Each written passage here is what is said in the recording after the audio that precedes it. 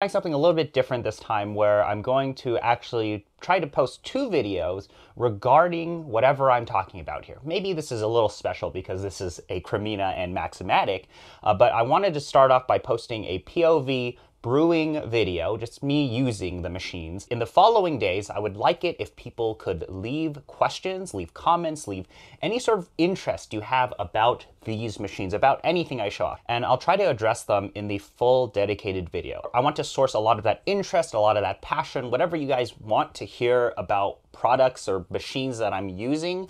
I want to source them in this more off-the-cuff POV style video because it's really easy for me to make that type of video, and I think it helps facilitate a lot of discussion, and then it helps me formulate a lot of thoughts regarding the full dedicated video because ultimately I'm trying to make videos for the larger coffee community. I'm not really trying to make a living off of these videos. I'm not trying to build a community around myself here. Please leave those questions and comments below and I will incorporate all of that in the dedicated video, which I hope to film in the next week or two, simply because my life is really busy right now. I don't make content for a living. I do it for fun. So I'm trying to expedite that process a little bit by just directly addressing what you guys want to see, and that will hopefully make a better video. But let me switch over now to the head cam. You'll see me use these machines. You'll see me just kind of talk about these machines, but I'll go into more specifics in the dedicated video. Okay, so as you can see on this table, we have a Olympia Cremina and an Olympia Maximatic. I'll talk to you specifically about these machines, but I wanted to start off by posting this type of video, which is just, let's just use the machines, have some fun, make some drinks, and you'll kind of see me off the cuff, just talk about things. But I have a dedicated video, or I'm making a dedicated video about the Cremina. In fact, I shot an entire video just talking about the Cremina, and then I realized didn't have the Maximatic in side-by-side. So now I'm redoing everything. So if you have any questions regarding the Maximatic or the Cremina or just any of this stuff, you know, I think a question that people ask is, how does this stuff compare to the Europiccola and the Flair 58. My introduction to Olympia machines was through the Maximatic. This is a 1985 Olympia Express Maximatic. It is a heat exchanger machine. It is incredibly unique. I mean, it's a nice looking machine. Maybe, I don't know if this is for everyone, this type of look. It's a very sleeper machine because I think when people think about Olympia machines, they think about this. They think about the Cremina, and they don't realize that Olympia makes the Maximatic, and the Maximatic is an insanely good machine considering that it's so small. It has some very unique quirks, which I'll cover in an upcoming video. I think I'll probably cover both this and this in the same video. But there's something about Olympia machines which is so hard, so difficult for me to describe on camera. You know, when we really think about it, I think the biggest question that everybody asks is, are these worth it? So this is a 1985 Maximatic, as I mentioned before. This thing is well over $1,000. This is a 1971 Cremina, and this is also well over $1,000.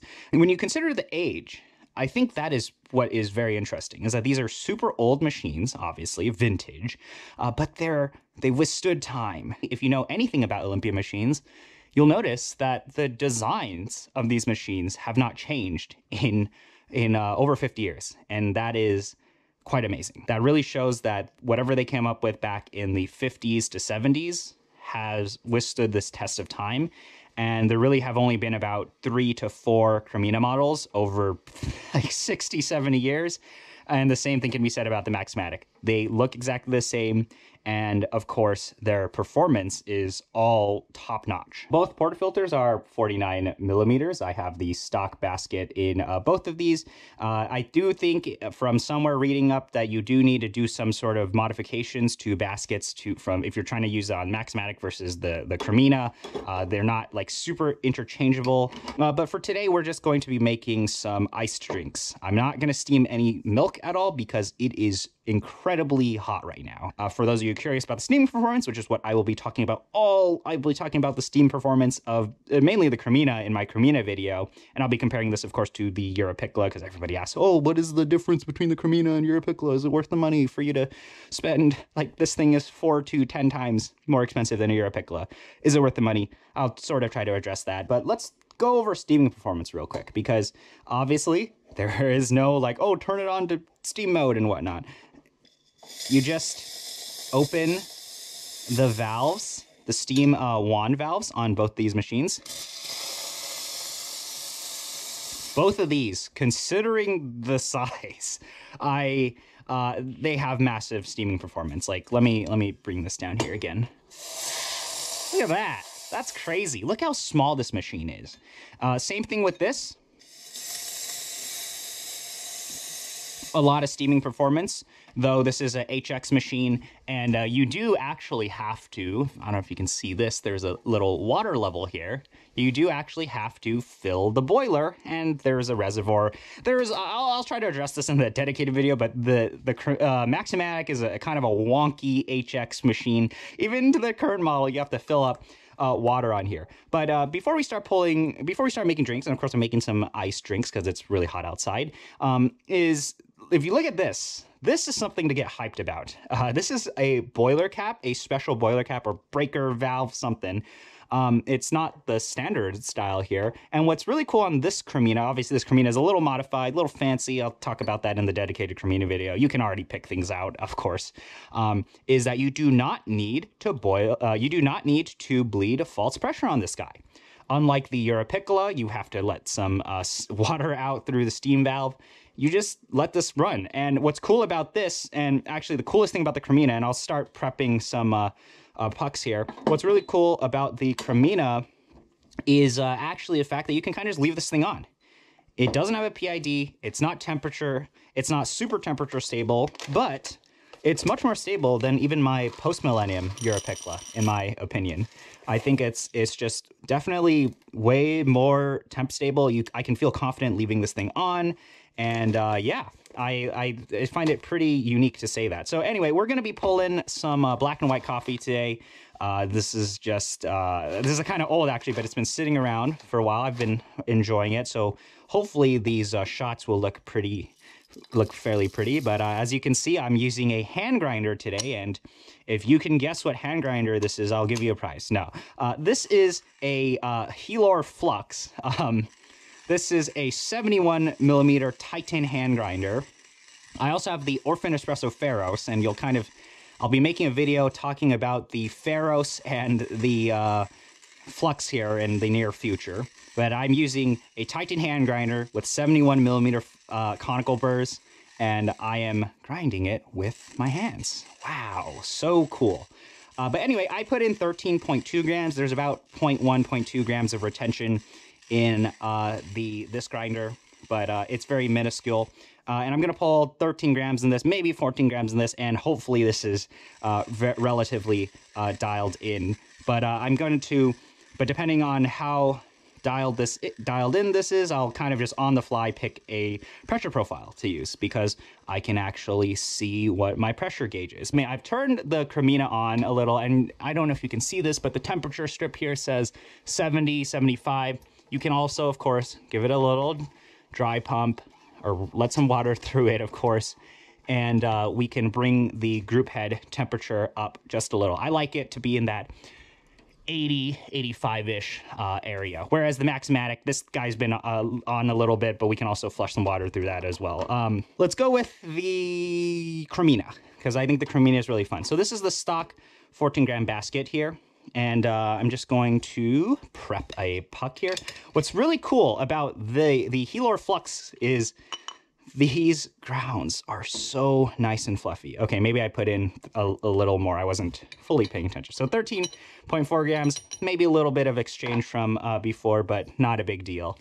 So these grounds are incredibly fluffy, and these are the properties that we like out of big conical burr grinders. And if my WDT is any good, it's also a little hard for me to do WDT because I have a camera on my head. Maybe give this a little bit of a leveling up top. Okay, 49 millimeter tamper, of course. Just gonna give that tamp. All right, looking good. And going to pull a shot here. Now this is a direct manual lever, so we of course need to have a small little catch cup. And what is awesome about the Cremina and Maximatic is, despite their size and footprint, you can indeed fit a lot of stuff Like there's a drip tray. There's a lot of great things here that make the workflow of these machines a lot stronger than something like the Europiccola. As much as I like my Europiccola, I just don't really think it's as good when it comes to workflow. So anyway, let's try to pull a shot here. I'll let this pre-infuse for about, I think 10 seconds sounds good, or maybe faster here. So, okay, I'm just going to pull down on the lever. I'm going to try to ramp up to, I'll just keep it in 6-bar world, actually. I like 6. Why not pull a little faster than before? And it's also hard for me to do a... Okay, so this was about 34 grams. I did 13 in, 34 out. Little longer ratio, but look at that. Nice crema. And this is a little bit of an older coffee too, but nice. I really like that. I'm now going to actually up dose to 14 grams for this, because this is a flat pressured profile. And, you know, why not? Let's pour it in here. Ooh, visually very pretty. And, you know, you get that crema and stuff. But there we go. That's a nice latte. So 14 grams. There should be a little bit of exchange from actually the other coffee I use. I don't really care too much. 0.1, 0.2 grams. Not a big deal for me. And of course, the puck here is going to be nice and dry when I take that guy out, because this is a manual lever machine, and the residual pressure is just going to make the puck ultra dry, making it easy to knock out. It's hard to evaluate these machines based on price, and I don't really think you should evaluate the Olympia machines, at least the vintage Olympia machines, based on price.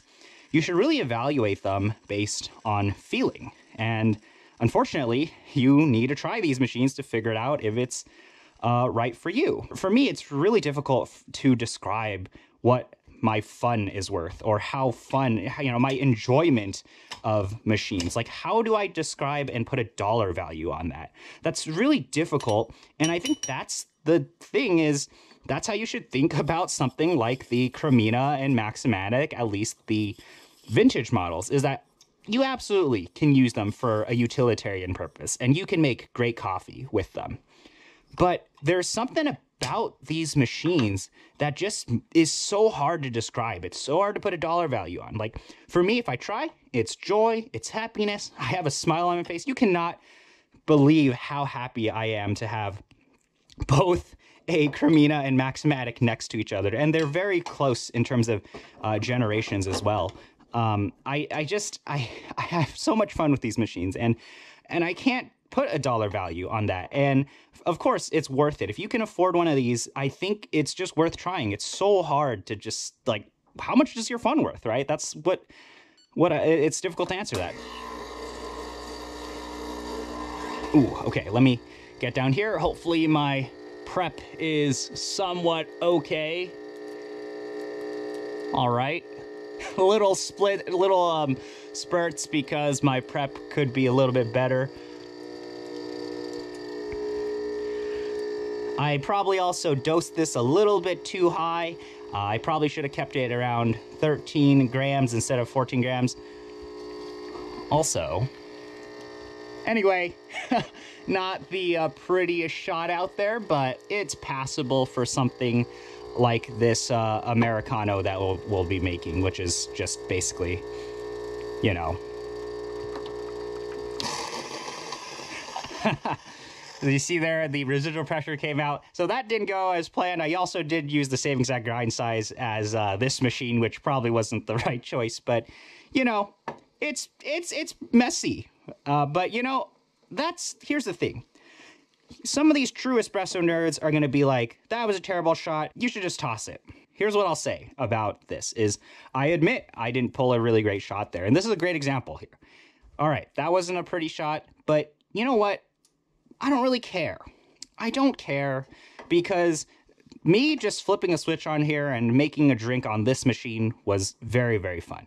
I have a smile on, you can't see me, but I've had a smile on my face this entire time making drinks on here. I'm doing the same exact actions as I'm doing on any other machine.